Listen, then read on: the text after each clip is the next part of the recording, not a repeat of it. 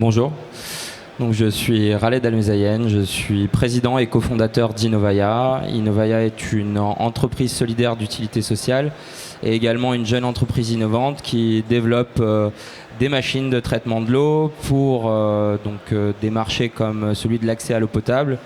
On travaille avec des ONG mais également avec des délégataires de services publics. Et également nous travaillons avec des industries qui veulent réduire leur empreinte eau en les aidant à faire des boucles de recirculation dans leur process industriel. Voilà.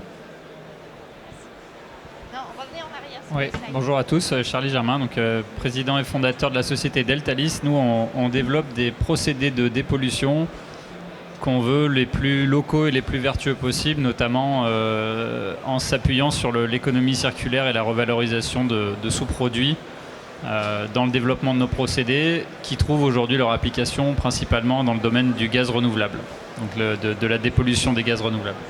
Voilà.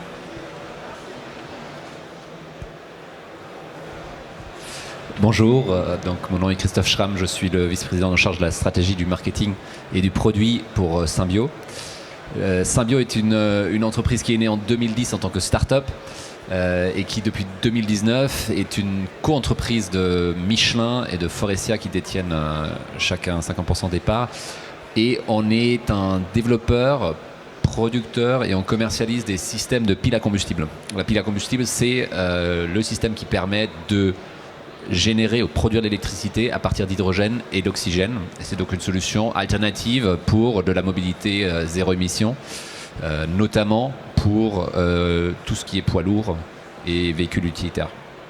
Voilà, donc on est basé à Lyon, mais on est déjà une entreprise mondiale avec l'annonce récemment de l'ouverture d'une filiale aux États-Unis. On a une présence en Chine et on commence à aussi se positionner sur les grands marchés européens, notamment l'Allemagne, peut-être l'Italie bientôt.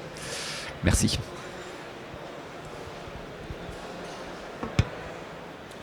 Bonjour, je suis Arnaud Villers-Darbouet. Je suis cofondateur et président de la société Mekaware, basée à Lyon. Mekaware, ça signifie Metal Capture for Waste Recycling. Et nous développons en fait une technologie qui permet d'extraire les métaux contenus dans les déchets technologiques tels que les batteries. Et donc on vise une ouverture d'une première ligne de production de fabrication de lithium, de nickel, de cobalt, and so on, à l'horizon 2024, avec tout un déploiement qui est en train de s'organiser sur la métropole de Lyon.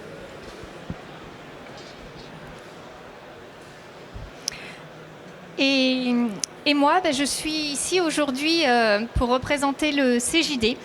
Le CJD Lyon Métropole, qui est une association de dirigeants qui a pour vocation de former les dirigeants et de les sortir un petit peu de l'isolement, en fait, puisque nous travaillons entre pairs pour faire progresser nos entreprises autour de 5 piliers que vous avez là. Réfléchir pour anticiper, s'engager pour influencer, se former pour progresser. On expérimente beaucoup aussi au niveau managérial et voilà, et on se développe nous-mêmes et on développe notre entreprise tous ensemble.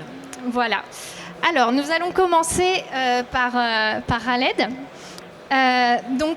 Innovaya a pour vocation, enfin pour ambition de réinventer le secteur de l'eau. Votre modèle économique se distingue par le fait d'intégrer la RSE dans votre offre, en fait, directement. Pouvez-vous nous expliquer ? Alors, par définition, on travaille dans un secteur qui est vital. On travaille pour la préservation de l'eau. Je rappelle que c'est un enjeu et stratégique pour le développement économique d'une ville ou d'une entreprise. Mais c'est également un enjeu géopolitique important. On peut le voir aujourd'hui à travers le monde, ce que les conflits autour de l'eau peuvent faire.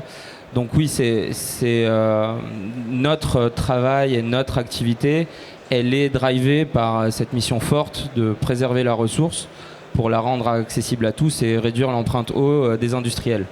Donc pour être en cohérence avec notre activité, on a voulu également l'inscrire dans nos statuts.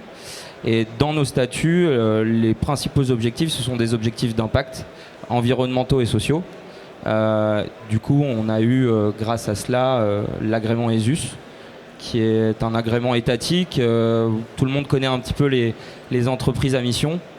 L'agrément ESUS est un cran au-dessus en termes de complexité et également de demande. Il faut que ça soit inscrit dans les statuts. On doit reverser une partie de nos bénéfices, une grosse partie de nos bénéfices dans des projets ou les réintégrer dans l'entreprise. Nos salaires sont capés. Voilà, on a tout ça. Et puis on doit faire une due diligence importante de tous nos investisseurs. Donc c'était quelque chose qui était logique de par la nature de notre activité et de par également notre envie de changer un petit peu le modèle économique qu'il y a autour de l'eau, qui, à notre sens, n'est pas un modèle économique qui est durable, étant donné qu'aujourd'hui, le principal facteur, c'est l'eau paye l'eau aujourd'hui. Donc, vous payez une consommation, on n'est pas du tout poussé à réduire notre consommation. Donc, on a voulu aussi changer un petit peu ça, également en rapprochant le traitement de l'usage et du besoin pour discriminer la qualité d'eau dont on a besoin et faire une tarification à la qualité et permettre et faciliter en fait de faire des boucles de réutilisation, parce que si on rapproche le traitement du besoin, on peut également faciliter le traitement et donc réduire notre pression sur le prélèvement de l'eau et également améliorer nos rejets. Et en quoi est-ce important pour vous du coup d'être agréé entreprise solidaire et d'utilité sociale ? Alors, c'était une conséquence plus qu'un but, parce que c'était inscrit dans nos statuts et on a découvert l'agrément ESUS un peu par hasard, on ne le connaissait pas. On avait nos statuts comme ça et effectivement, avoir l'agrément ESUS, alors il y a plusieurs choses. C'est un avantage compétitif aujourd'hui. On répond à des appels d'offres avec des délégataires de services publics et maintenant c'est des points supplémentaires lorsqu'on répond à des appels d'offres.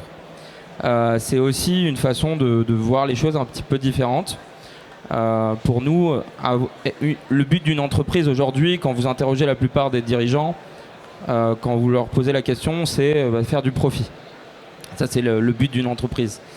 Moi, je n'ai pas trop cet état d'esprit et dans Innovaya, on n'a pas trop cet état d'esprit. Notre état d'esprit, c'est faire de l'impact et le profit est une conséquence de ces actions, finalement. Et ça marche. Aujourd'hui, on est pratiquement 16 collaborateurs. On recrute encore. On a levé des fonds et on est en train d'en relever actuellement, justement pour accélérer notre croissance et continuer notre développement. On a signé un accord partenarial commercial avec le groupe SOR. Donc ça, ce sont quelques petites actions aussi qui montrent qu'on a une certaine attractivité et c'est vraiment un élément différenciant également lorsqu'on parle à nos prospects ou à nos clients. Effectivement, ce qui les a poussés à travailler avec nous, dans un premier temps, c'était cette idée de transparence où notre activité est poussée par l'impact et par l'envie de les aider, d'approche un petit peu problem solving. C'est-à-dire on n'est pas là pour vous vendre un produit, on est là pour vous aider à trouver une solution à votre problématique, quitte à se mettre en retrait si on n'est pas bon. Donc ça c'est aussi si on n'est pas bon, si on n'est pas la bonne solution, je veux dire. Donc voilà, c'est une autre approche et effectivement ça surprend, mais du coup on nous rappelle derrière et voilà, nous on se considère comme un maillon de la chaîne de valeur de l'eau. Et si on ne correspond pas aux besoins, on va essayer de réorienter nos prospects ou nos clients vers les bons interlocuteurs. Et du coup, pour vous, quels sont les enjeux de transformation de votre secteur de l'eau ? Alors, vraiment, c'est de repenser et d'être un petit peu plus... Dans le secteur de l'eau, il faut que les acteurs de l'eau repensent un petit peu leur façon d'aborder le sujet. Aujourd'hui, on part du principe, surtout en France et en Europe de l'Ouest, que l'eau est une ressource inépuisable. Alors physiquement c'est vrai, voilà, j'aime bien dire à mes enfants qu'on boit du pipi de dinosaure, hein. Oui, il y a le grand cycle de l'eau et effectivement la quantité d'eau existante sur Terre est la même depuis des millions d'années. Mais par contre, la quantité disponible près des villes ou de nos habitations réduit, et surtout la quantité d'eau douce. Réchauffement climatique, la pression sur le prélèvement et sur les rejets, l'agriculture intensive, bon, tout ça, ça joue effectivement. Donc il faut repenser un petit peu notre façon d'aborder la chose, non plus comme une ressource inépuisable, mais une ressource finie. Et donc à partir de là, réfléchir à faire, à rapprocher, comme je le disais, le traitement de l'usage. Pour plusieurs raisons. Je vous donne un exemple. Aujourd'hui, on a un modèle très linéaire. On a une station de traitement et de prélèvement. On a un réseau, on a les utilisateurs, les rejets, station d'épuration, rejets en milieu naturel. C'est très linéaire. Ce modèle-là ne permet pas de faire de grosses boucles de réutilisation. Et d'ailleurs, la réglementation autour de la réhute et de la réutilisation des eaux usées, elle est vraiment très limitée. Donc ça, on n'arrive pas à faire de la réhute correctement. Et l'autre point, c'est qu'on a beaucoup de fuites sur notre réseau parce que notre réseau devient un petit peu vieux. Il faudrait investir 2 milliards d'euros par an dans notre réseau pour le renouveler et on n'en investit que 800 millions. Donc le calcul est simple, effectivement notre réseau est vieillissant. Donc qui dit fuite, bon, si vous parlez à un expert de l'eau, il vous dira il n'y a pas grand impact parce qu'on retourne l'eau dans les nappes. Moi je ne suis pas tout à fait d'accord avec ça parce que qui dit traitement de l'eau dit énergie, dit impact carbone. Donc une eau qui est perdue, et en France on est entre 10% pour les meilleurs élèves et 55% dans les dom-toms de perte sur le réseau. Une eau que vous buvez à votre robinet, elle aura un impact carbone pratiquement parfois 2 fois supérieur à celui qui a été prélevé. Et donc ça joue énormément. Donc voilà, il faut repenser, à mon sens, il faut que les acteurs du bâtiment et les acteurs du traitement de l'eau se rejoignent pour parler de la même chose et repenser un petit peu le traitement de l'eau dans la ville et le rapprocher de l'usage.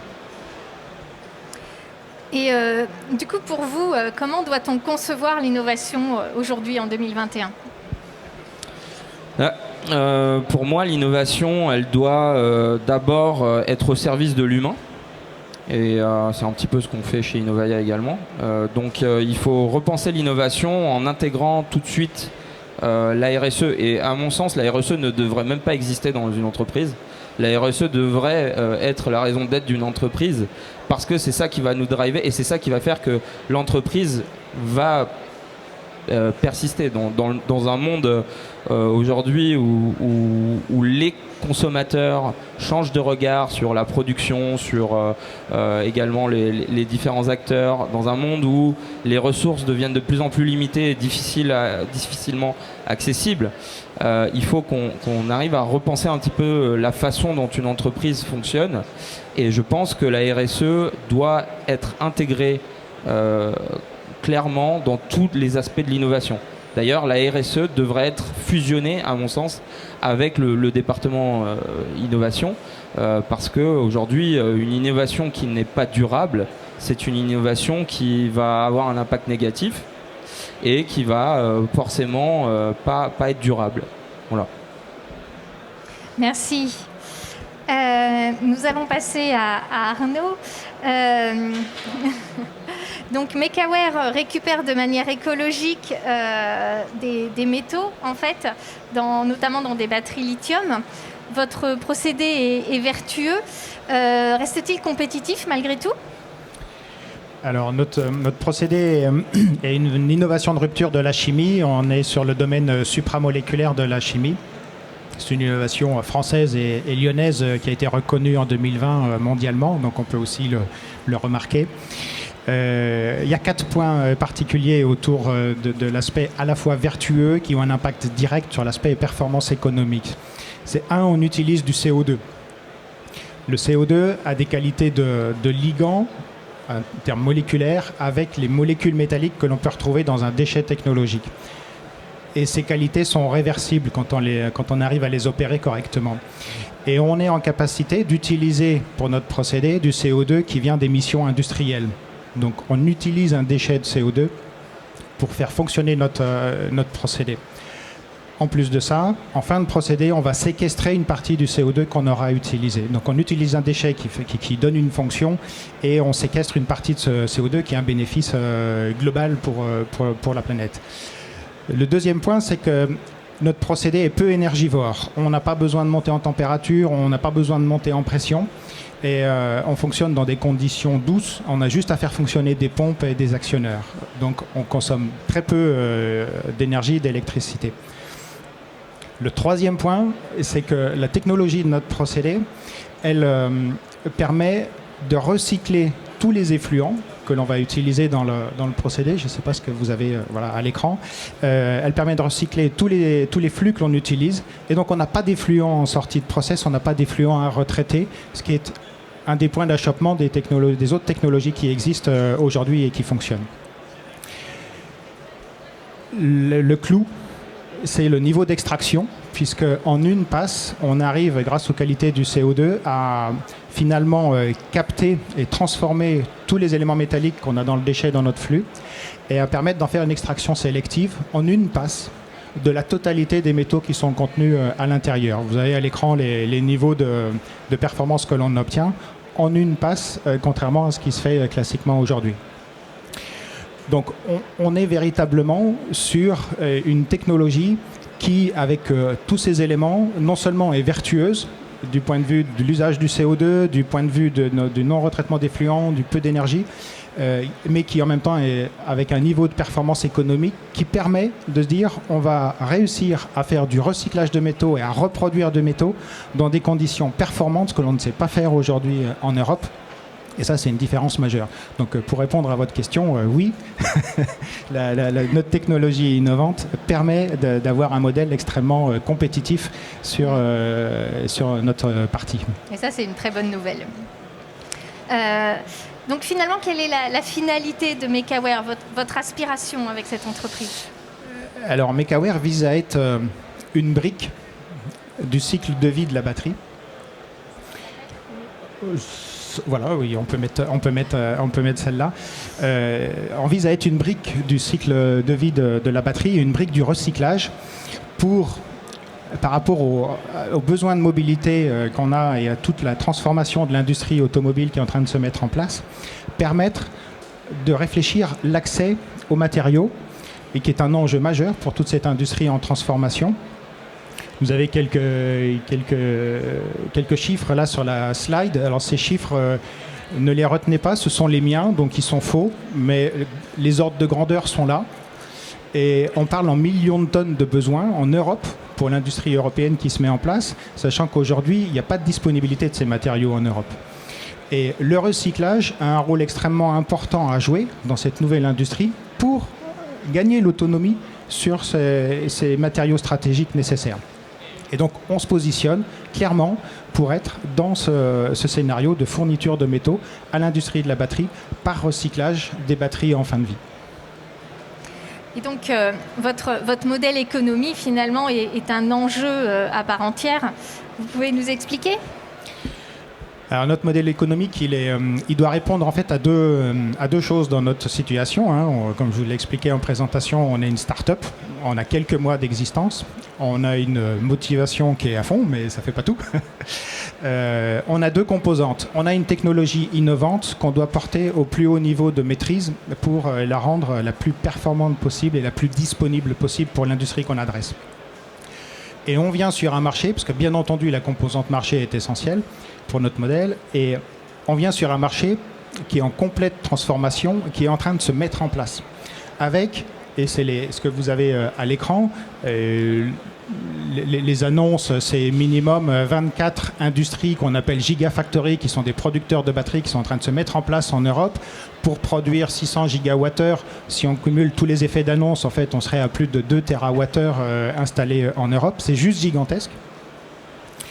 Et on doit à la fois penser à monter en puissance notre technologie, à la maîtriser jusqu'au bout, et en même temps à pouvoir déployer à la vitesse de l'industrie que l'on veut adresser.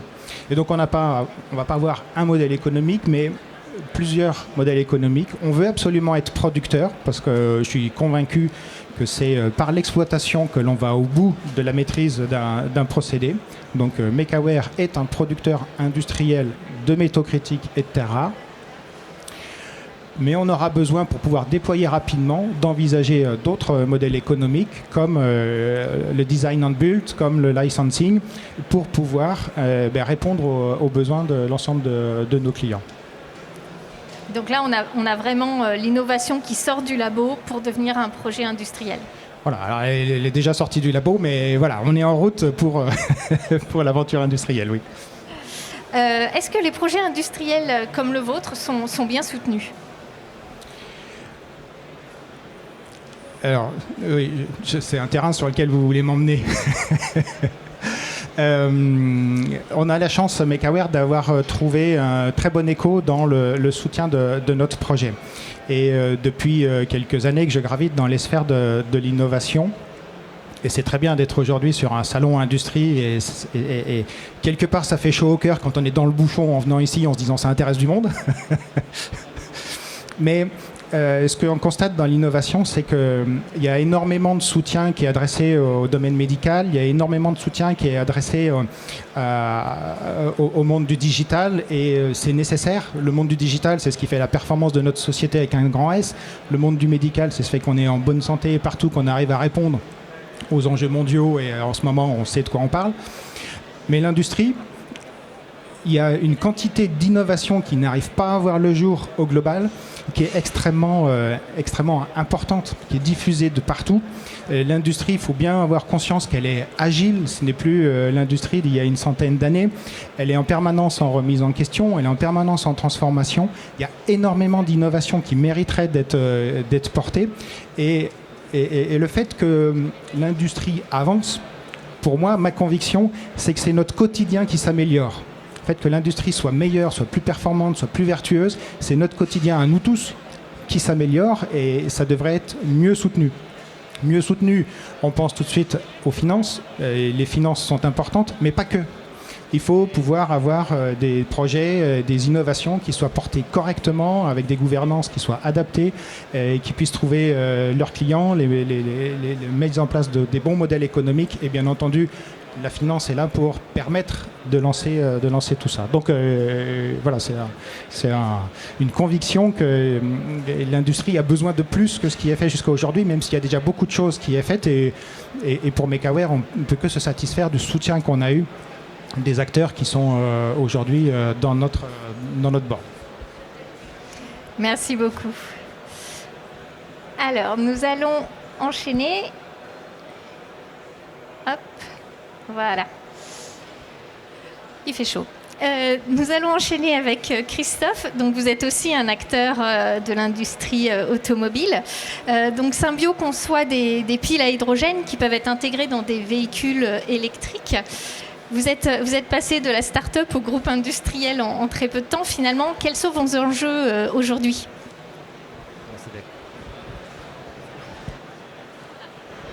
Alors, ouais. C'est vrai qu'on a peut-être quelques années effectivement d'avance par rapport à mon collègue de Mecaware. Aujourd'hui, je dirais Symbio, c'est vraiment 3 enjeux. Le premier, c'est la transition vers une mobilité durable à base hydrogène. On sait qu'avec les objectifs 2050 net zéro émission, tout le transport devra être zéro émission. Et on sait aussi que les batteries, voire les fuels synthétiques ou autres solutions ne seront pas suffisants pour répondre à ce défi. Et nous, en particulier, on travaille avec des acteurs dans le domaine des poids lourds, dans le domaine des bus, dans le domaine des véhicules utilitaires, voire d'autres domaines qui sont, disons, off-road, où clairement, il y a un besoin de transporter du poids important, il y a des distances importantes, il y a peu de temps pour recharger. Et quand ces 3 conditions sont réunies, c'est là que l'hydrogène peut vraiment faire la différence. Alors bien sûr que dans le monde de demain, on veut aussi que les gens prennent au maximum les transports publics et le vélo, etc. Et donc, bien sûr, réduire déjà le besoin en mobilité d'une certaine manière, ou choisir des mobilités douces, c'est certainement une voie à poursuivre. Mais il restera toujours, on l'espère, le besoin de transporter des équipements industriels, des produits, etc. Et donc pour ça, on aura besoin de l'hydrogène. Donc nous, on est un des acteurs dans cette chaîne de valeur, c'est la pile qui est le cœur du véhicule de demain à l'hydrogène. Mais bien sûr, il nous faut autre chose. Il faut l'infrastructure de recharge, il faut la fourniture d'hydrogène à des prix compétitifs. Il faut bien sûr des acteurs de l'automobile qui prennent ce pari. Donc ça, c'est le premier sujet pour nous. Le deuxième sujet, c'est le sujet de la transformation, je dirais, de l'industrie de l'automobile en Europe. Parce que l'industrie automobile en Europe, il faut juste se rendre compte qu'il y a des dizaines, voire des centaines de milliers d'emplois qui vont disparaître le jour où on va arrêter de rouler au diesel et à l'essence. Et on le veut, et c'est très bien comme ça, mais il ne faut pas oublier que tous les gens qui travaillent pour des acteurs de la dépollution, des acteurs des moteurs à combustion, etc., et toutes ces chaînes de valeur qui en Europe sont très intégrées parce qu'elles sont développées pendant des décennies, voilà. Donc nous, on est un catalyseur de cette transformation. On pense être justement l'industrie de l'automobile de demain. Donc ça veut dire pour nous, bien sûr, développer des produits qui sont compétitifs d'abord par rapport au diesel, mais demain aussi par rapport à la batterie. Ça veut dire très très rapidement baisser notre courbe de coût, et donc on a une roadmap extrêmement ambitieuse qui vise des facteurs 10 voire 15 de réduction de coûts par rapport à aujourd'hui. Et ça veut dire aussi être en constant dialogue avec le marché, avec les besoins des clients, pour comprendre comment est-ce qu'on peut accompagner nos clients dans la transformation et les usagers finaux, et faire en sorte que cette transformation se fasse le plus rapidement possible. Troisième sujet pour nous, c'est une transformation organisationnelle. Symbio, il y a 3 ans, on était 50, aujourd'hui on est 400, on sera à terme 1000 personnes, peut-être plus à Saint-Fond. Donc ça, c'est un énorme défi de transformation là, de l'entreprise, tout en gardant quelque part l'ADN de la start-up qu'on était, et en faisant entrer le savoir-faire, l'expertise de nos actionnaires, qui bien sûr sont pour nous un précieux soutien, à la fois pour acquérir cette expérience ou cette crédibilité par rapport aux grands acteurs de l'automobile. Parce que quand vous allez parler à Stellantis ou à Ford ou à BMW, faut avoir les reins solides. Et en même temps aussi apporter la connaissance de l'écosystème, typiquement à Michelin qui gère des centaines de milliers de véhicules en flotte, chose qui peut être utile aussi pour des véhicules à hydrogène. De quoi travailler, en effet. Comment avez-vous construit le modèle économique de Symbio ? Symbio, c'est 30 ans d'expérience combinée dans la pile à combustible entre Symbio, la start-up, Michelin. On ne le sait pas, mais Michelin, en fait, a travaillé sur la pile à combustible dès 2003. Donc, vraiment, ils sont un des acteurs historiques. La première pile à combustible qui était sur un avion Airbus était une pile à combustible Michelin. Et Forestia, qui également s'est engagé dans cette technologie quelques années avant la création de la JV. Et bien sûr, Symbio, c'est aussi les 10 ans de la start-up de 2010 à 2019 jusqu'à l'année de la JV. Et pendant ces premières années, Symbio a commencé, bien sûr, à développer des systèmes, puis à les intégrer dans différents types de véhicules, terrestres et marins, puis à approcher Renault pour intégrer des piles à combustible dans des Kangoo. Et Renault nous a dit, c'est très bien, on va vous vendre les Kangoo et c'est vous qui allez mettre la pile dedans et vous allez revendre le Kangoo. Donc on est devenu d'une certaine manière rétrofiteur-constructeur, activité qu'on a toujours. Puis on a même à un moment opéré les stations de recharge. Et puis avec l'arrivée de nos actionnaires actuels, bien sûr, on s'est positionné comme acteur équipementier pour les secteurs que je décrivais, donc le poids lourd, le bus, les véhicules utilitaires légers. Mais on reste agile, c'est-à-dire qu'on n'est pas un équipementier au sens classique, c'est-à-dire qu'on produit des milliers d'unités, on les envoie à un OEM et on leur dit good luck. Non, on sait qu'il faut bien sûr accompagner nos clients et surtout les utilisateurs finaux pour que l'expérience d'utilisation d'un véhicule à hydrogène soit la plus positive possible, parce que c'est ça qui va permettre d'accélérer la transformation. Vous travaillez aussi sur les data, je crois. On travaille également sur les data, bien sûr. Donc, alors, on développe notre propre système de contrôle-commande, ce qui ce qui est une particularité. Et on réussit aussi, dans le respect bien sûr de la confidentialité des données personnelles, à collecter des données sur nos systèmes, parce que ça c'est extrêmement précieux pour comprendre, les cycles d'usage, et ensuite pouvoir adapter effectivement la performance de notre système. Il y a des enjeux de durabilité, il y a des enjeux d'efficience, il y a des enjeux aussi bien sûr d'économie, parce que prévoir le défaut d'un composant, c'est pouvoir optimiser la maintenance, donc réduire finalement le life cycle, enfin le coût sur la durée de vie de l'équipement. Est-ce que vous travaillez déjà sur la fin de vie de vos produits? Alors, oui. Donc, première chose peut-être, contrairement à la batterie, je dirais, la pile à combustible n'utilise pas de métaux rares, au sens où certains des métaux qu'a décrit mon collègue de Mekaware. Néanmoins, on a des métaux précieux, notamment le platine, qu'on utilise dans nos couches catalytiques, qui est un produit qui aujourd'hui est extrêmement précieux, vaut beaucoup plus cher que de l'or. Et donc, on a intérêt à gérer ça quand même de manière responsable. Et donc, il y a 2 sujets pour nous. Un, c'est déjà la boucle fermée, c'est-à-dire récupérer des rebuts de notre processus de production pour les réutiliser le plus rapidement possible. Et 2, bien sûr, récupérer le stack ou le système de pile à combustible en fin de vie pour là aussi récupérer des composants à haute valeur ajoutée. Donc c'est un sujet de boucle fermée, un sujet de boucle ouverte. Et pour nous, c'est essentiel. Donc on est déjà impliqué dans différents projets, dont 2 projets européens, sur l'analyse de cycle de vie et aussi sur tous les sujets d'impact tout au long de la chaîne de valeur, pas seulement chez nous, mais en amont, en aval. Et on travaille bien sûr sur des technologies qui nous permettent d'optimiser ça. Dans notre usine de Saint-Fond, on a la chance en fait de partir de zéro.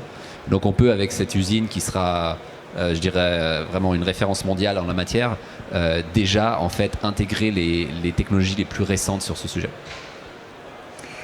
Votre projet a été soutenu par des gros acteurs, donc Michelin et Faurecia. Qu'est-ce qui a séduit en fait ces gros acteurs dans la start-up qui était Symbio à l'époque? Alors, je vais vous donner la réponse, je pense, qui est la réponse la plus sincère. C'est Faurecia est un équipementier, un des 10 premiers équipementiers mondiaux, et un acteur extrêmement présent dans la dépollution des gaz d'échappement des véhicules à combustion interne. Donc Faurecia a eu quelque part la clairvoyance de comprendre qu'il fallait qu'il se réoriente, parce que cette activité qui dépend bien sûr donc du diesel et de l'essence, un jour allait décliner et disparaître. Donc c'est ça qui les a poussés à investir, et c'est ça aussi qui crée, il y a un sentiment d'urgence vraiment extrême, mais qui pour nous est quelque chose de positif. C'est ce qu'on veut, on avait besoin de ça. De l'autre côté, il y a Michelin, qui est une entreprise qui a toujours été poussée par l'innovation. Tout le monde connaît Michelin, pas nécessairement pour les pneus, pour des trucs qui n'ont rien à voir avec des pneus. Et de la même manière, en fait, Michelin a commencé dans les années 2000 de manière extrêmement secrète en Suisse à travailler sur la pile à combustible, parce qu'il se disait c'est une technologie où potentiellement on peut apporter quelque chose, connaissance des matériaux et simplement peut-être un aspect de la mobilité de demain. Et c'est cette rencontre, vraiment, je pense qu'il y a une rencontre assez unique, qui fait de nous aujourd'hui un acteur d'ailleurs assez unique, certainement parmi les plus ambitieux en Europe, qui a permis cette accélération depuis 2019. Merci. Alors nous allons passer à Charlie. Hop. Ouais, bonjour. Bonjour. Donc Deltalis propose des solutions éco-efficientes de purification de gaz. Vous avez commencé votre activité par un bureau d'études. Comment est-ce que vous êtes arrivé à un projet industriel? Alors nous, ça s'est fait, effectivement, on n'a pas tout à fait la même histoire. On a démarré, nous, en récupérant du savoir-faire d'un laboratoire de recherche publique de l'INSA de Lyon, qui avait du savoir-faire à valoriser. Et au démarrage, c'était de la prestation, c'est-à-dire qu'on était dans le cas d'un laboratoire qui avait un savoir-faire qui avaient des demandes de prestations de la part de clients, et nous on s'est rencontrés à ce moment-là et on a dit écoutez, voilà, c'est plus le rôle de la recherche publique, c'est dommage de perdre ce savoir-faire, et on a démarré en vendant des prestations sur la base de ce qu'avait fait ce labo et notamment d'un brevet qu'on avait récupéré. Et puis chemin faisant, nos clients de l'époque, qui étaient des acteurs de l'environnement et notamment des producteurs de biogaz, nous ont remonté des problèmes spécifiques autour de la filtration de ces gaz, c'est-à-dire de l'étape finalement de la dépollution de ces gaz renouvelables avant de pouvoir les utiliser correctement et de les valoriser sous forme d'énergie ou de vecteurs énergétiques, électricité, biocarburants, etc. Et on s'est rendu compte avec eux qu'il y avait quelque chose à faire sur cette étape spécifique, qui était une étape qui techniquement marchait très bien, qui est faite principalement, pour ceux qui connaissent, avec des charbons actifs. Donc voilà, techniquement ça fait 100 ans qu'on sait faire, ça marche bien. Néanmoins nos clients nous remontaient un enjeu de coût, parce que c'est des matériaux nobles qui sont utilisés, pas forcément recyclables facilement, en tout cas pour certains, et puis un enjeu pour certains de nos clients sensibles à ça, un enjeu aussi environnemental. C'est-à-dire que c'est en train de changer heureusement, mais c'est quand même principalement des matériaux d'importation qui avaient une empreinte environnementale assez lourde. Et donc nous, sur la base de ce constat-là, on est retourné voir nos collègues chercheurs et on leur a demandé s'il n'y avait pas quelque chose à faire pour essayer de résoudre ce double enjeu de baisser les coûts d'exploitation de ces systèmes de filtration pour, in fine, baisser les coûts de ces gaz renouvelables et les rendre le plus compétitifs possible. Et puis de l'autre côté, tant que faire se peut, essayer de développer des solutions qui soient en même temps plus respectueuses de l'environnement et notamment avec un bilan environnemental au niveau des émissions carbone qui soit plus faible. Et c'est comme ça qu'on a démarré, qu'on a basculé sur une aventure industrielle. Donc on a redémarré un cycle de développement finalement d'une nouvelle technologie, toujours en s'appuyant sur la recherche publique, mais cette fois-ci avec une ambition industrielle autour de ces technologies de filtration. Et donc c'est des technos qu'on a développés, brevetés, ressortis du labo, et puis industrialisés. Et ce qui est intéressant, c'est qu'on l'a fait au sein du bassin de la métropole, en franchissant des étapes que certains ont déjà franchies et que d'autres sont sur le point de franchir, en passant, en sortant des labos, puis en s'appuyant sur les pôles de compétitivité, la SAT, donc Société d'accélération de transfert technologique, puis la métropole, et puis les acteurs qui nous ont aidés à industrialiser finalement jusqu'à aboutir à l'implantation d'une unité industrielle sur Saint-Fond. Voilà. Pas très loin de chez vous. Voilà. Vous êtes donc en économie circulaire avec un modèle d'affaires innovant. Est-ce que vous pouvez nous expliquer ? Alors, effectivement, on a été amené du coup dans le cadre du développement de la société à basculer vers un modèle d'affaires qui est vraiment un modèle d'affaires de service qui n'est pas innovant en soi, mais qui l'était pour notre secteur d'activité. Et notamment, ce qui est intéressant, je pense, c'est que c'était lié aussi à l'économie circulaire, c'est-à-dire ce que je disais en introduction. Nous, on réutilise des sous-produits ou des matériaux en fin de vie et finalement, on les reformule, on en fait une recette pour leur redonner une seconde vie pour capter certains polluants. Et donc, les questions légitimes de nos clients, c'est de dire « Ok, mais comment vous me garantissez votre résultat ?» C'est-à-dire que d'un côté, j'ai un produit qui existe depuis 100 ans, qui est connu, qualifié, etc. Et de l'autre, vous me proposez un truc qui est issu du recyclage avec des sources de matières premières secondaires qui sont variables. Comment on fait ? Et notamment, comment on fait pour garantir des performances dans un monde industriel qui demande des performances avec, à la base, des sources de matériaux variables. Et donc, on a été contraints d'innover un peu là-dessus pour aller proposer nos solutions et notamment de développer 2 briques. Une brique qui était liée à du digital classique, mais l'idée c'est vraiment d'aller piloter les unités de filtration qu'on installe chez nos clients pour mesurer la performance et pouvoir facturer à la performance. Ça c'est un premier gros sujet, ce qui n'était pas fait dans ce monde-là. Et puis l'autre c'était d'aller vraiment pousser les notions de service le plus loin possible pour garantir à nos clients que malgré les incertitudes liées à notre métier et à la gestion de matériaux variables, on arrivait à leur garantir des performances. Et donc voilà, on a couplé digital et modèle d'affaires pour arriver à sécuriser nos clients et à les convaincre à la fin. Et quelles sont vos aspirations pour l'avenir pour Deltalis et pour votre secteur? Alors, je crois que nous, la première ambition de ce projet, c'était de montrer qu'on était capable d'aller dans notre domaine d'activité, produire des matériaux localement, dans des quantités qui sont faibles par rapport à nos concurrents. On est quand même plutôt sur des petits volumes aujourd'hui par rapport à nos concurrents, tout en étant compétitif. Et en ayant un impact environnemental qui est au moins aussi bon et a priori quand même largement meilleur qu'une bonne partie des solutions concurrentes.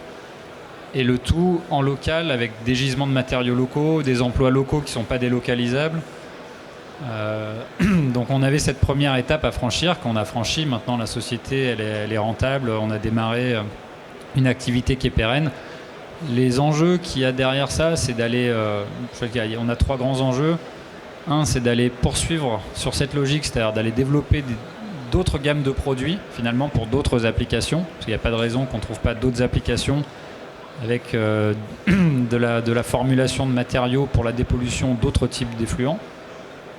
Donc ça, c'est un enjeu de diversification pour nous. On a un enjeu d'aller développer nos solutions à l'international, parce qu'on commence à avoir des demandes. On s'y est refusé jusque-là parce qu'on n'avait ni la taille ni le retour d'expérience suffisant, mais maintenant voilà, on commence à avoir des demandes à l'international, donc ça c'est le deuxième voie. Et puis la troisième voie, mais j'allais dire ça c'est plutôt un souhait, c'est d'aller continuer à pousser l'économie circulaire. On s'est heurté, nous, à des enjeux réglementaires qui sont au cœur de ces activités. Et donc on a un vrai enjeu, là qui n'est pas un enjeu de développement de société, mais qui est plutôt un enjeu sociétal, d'aller voir comment est-ce que nous, à notre échelle, on participe aux discussions et j'allais dire à l'accélération de l'intégration de l'économie circulaire dans la vraie vie, qui n'est pas toujours simple au niveau réglementaire notamment. Voilà. Je vais voir Aled qui approuve. Vous avez finalement les mêmes préoccupations avec l'eau au niveau réglementaire, oui. Oui, tout à fait. On a exactement les mêmes contraintes. On touche notamment dans le domaine de l'eau potable. On touche un sujet qui est un enjeu de santé publique. Donc effectivement, jusqu'à présent, la politique réglementaire a été surtout basée sur le principe de précaution. Donc on va limiter la réhute pour des raisons sanitaires, mais juste ailleurs dans le monde où là il y a de vraies crises autour de l'eau. Je donne l'exemple de Singapour, ils embouteillent des eaux usées. Donc techniquement on sait faire, et il faut qu'on arrive à passer justement cette étape et psychologique d'un point de vue de l'usager. C'est toujours un peu compliqué. Même si tout à l'heure je vous disais qu'on buvait du pipi de dinosaure, dans la tête des gens, effectivement, c'est pas forcément évident de se dire que on va boire de l'eau usée. Mais ça évolue. Veolia, par exemple, a gagné un appel d'offres, je pense en Bretagne, dans une ville en Bretagne, où ils vont faire de la réhute et ils vont faire à partir de leur station d'épuration de l'eau potable. Donc les mentalités évoluent, la réglementation évolue, on est aussi aidé par certains dispositifs, donc je pense au 4D par exemple, qu'on a activé à plusieurs reprises sur certains de nos projets, et grâce à ça on arrive par exemple à faire des boucles de réutilisation. Jusqu'à 95% de l'eau usée, on peut la récupérer, la réutiliser dans un process. Donc vous imaginez, vous divisez par 10 voire 20 votre consommation, ce qui est aujourd'hui très intéressant pour repenser aussi. Ça nous permet de repenser aussi un petit peu notre approche autour de l'eau. Merci. Alors, il nous reste un petit peu de temps. Je vous propose qu'on refasse un petit tour et que vous nous expliquiez rapidement chacun quelle est la next step pour votre entreprise, la prochaine étape. Le premier qui réfléchit peut répondre.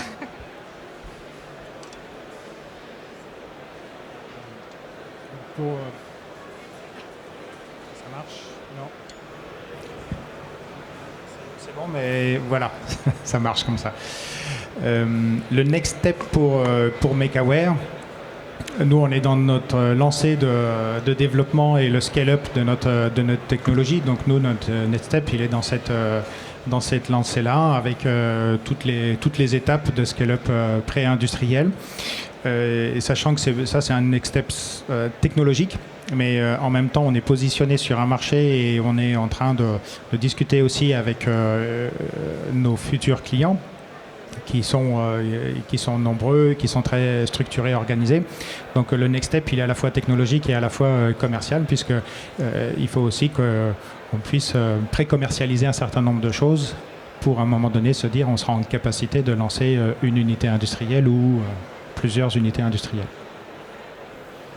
Ça passe aussi, tout ça, excusez-moi, j'ai le micro, je le garde, ça passe aussi par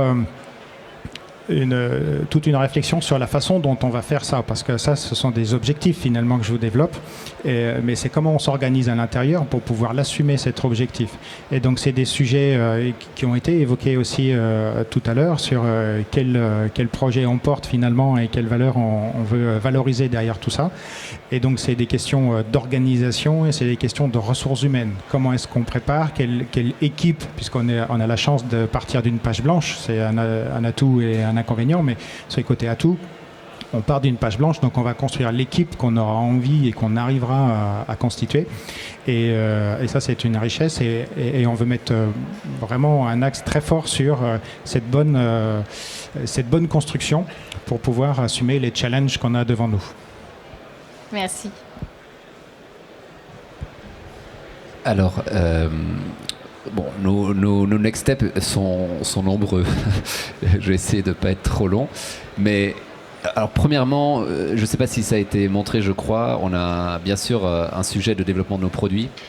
On est aujourd'hui avec un premier produit qui est notre pile de 40 kW, qui est celle qui part en production industrielle pour être intégrée dans le premier véhicule de série au monde, véhicule utilitaire léger donc du groupe Stellantis. Donc ça, c'est ces jours-ci. Et donc il y a une première série de véhicules qui va être commercialisée dans les prochaines années. Si vous en voulez, c'est à Stellantis qu'il faut poser la question, mais n'hésitez pas. Donc énorme défi pour nous industriels, donc démarrage d'une production en série, optimisation du produit. Et ensuite, il faut qu'on développe les prochaines générations et surtout déjà passer à des systèmes plus grands, 75 kW, 150, 300, pour pouvoir couvrir l'ensemble des besoins que je décrivais précédemment. Donc ça, c'est l'enjeu produit. Puis un enjeu technologie, parce que donc ça c'est vraiment de l'innovation. Aujourd'hui, on a encore à faire des progrès sur la durabilité. On a des sujets de compacité. Donc là aussi, il faut rendre nos systèmes de plus en plus compacts, parce que c'est ça la contrainte de l'automobile. Et bien sûr, il y a un énorme sujet de coût.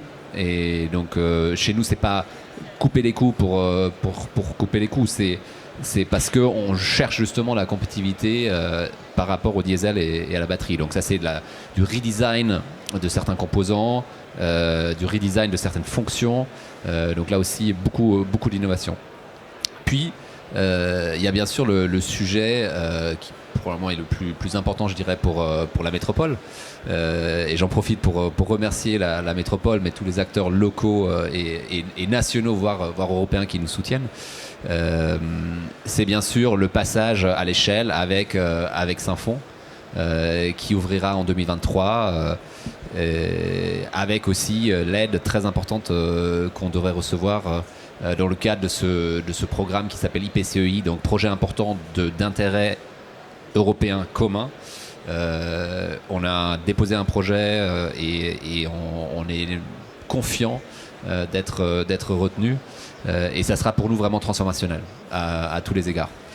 Donc ça c'est la troisième next step. Et puis bien sûr, on essaye d'attaquer d'autres grands clients avec la crédibilité qu'on accumule avec bien sûr Stellantis, mais aussi avec le programme Safra. On équipe des bus de Safra et on est en discussion avec un certain nombre d'autres grands constructeurs partout dans le monde. Voilà. Merci. Moi, du coup, je les ai déjà un petit peu cités, mais là, pour les résumer, on a un enjeu, nous, de pérenniser notre activité, donc de se structurer. Comme tout le monde autour de la table, je pense que c'est une évolution permanente, donc il faut se structurer, pérenniser et consolider ce qu'on sait déjà faire pour être les meilleurs possibles. Et puis après, nous, on a des enjeux de développement, de diversification. Comme j'ai dit, nos nouveaux produits, on a beaucoup de projets d'innovation qui sont en cours et qui, j'espère, vont aboutir dans les mois ou les années qui viennent. Et puis on a des enjeux d'internationalisation et pour ça passe par évidemment du développement de business à l'international, mais aussi de l'industrialisation pour qu'on soit capable d'aller être compétitif, baisser nos coûts, éventuellement licencier. Donc on a beaucoup de travail technique aussi qui sous-tend l'international, quoi. Donc voilà. Merci.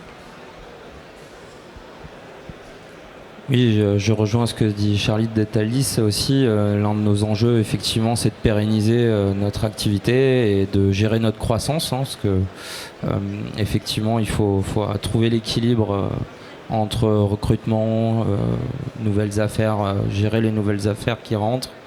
Aujourd'hui, jusqu'à présent, on a eu une croissance un petit peu opportuniste, c'est-à-dire qu'on n'a pas eu de démarche réellement commerciale et on commence tout juste à le faire. Et effectivement, on en voit les premiers fruits, donc ça va très vite. Donc il faut qu'on gère un petit peu ce succès, entre guillemets.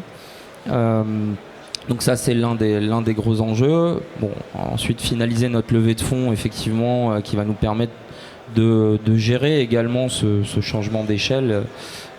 Effectivement, c'est très important pour nous. Donc on s'est donné comme objectif cette fin d'année pour la finaliser. On a déjà sécurisé à peu près la moitié de cette levée.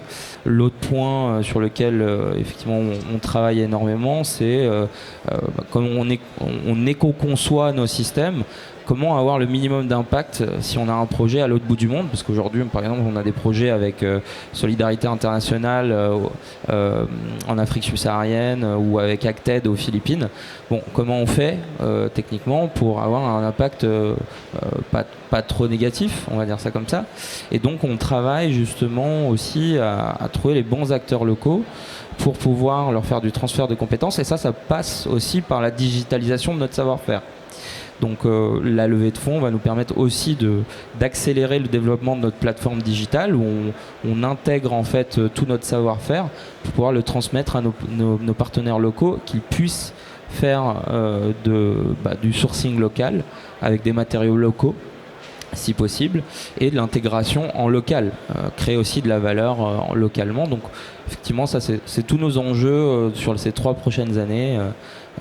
Et puis le dernier, et pas des moindres, c'est également de transformer notre outil artisanal, je vais dire ça comme ça, un vrai outil industriel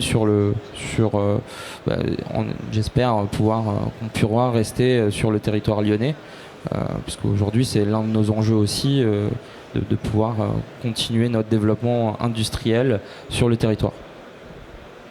Merci. Bien, merci messieurs. Moi je trouve que tout ça c'est très, très optimiste, ça rend vraiment optimiste sur l'industrie française et avec que des beaux projets, tous vertueux. Enfin voilà, je trouve ça top. Et ben merci beaucoup et bonne journée à tous.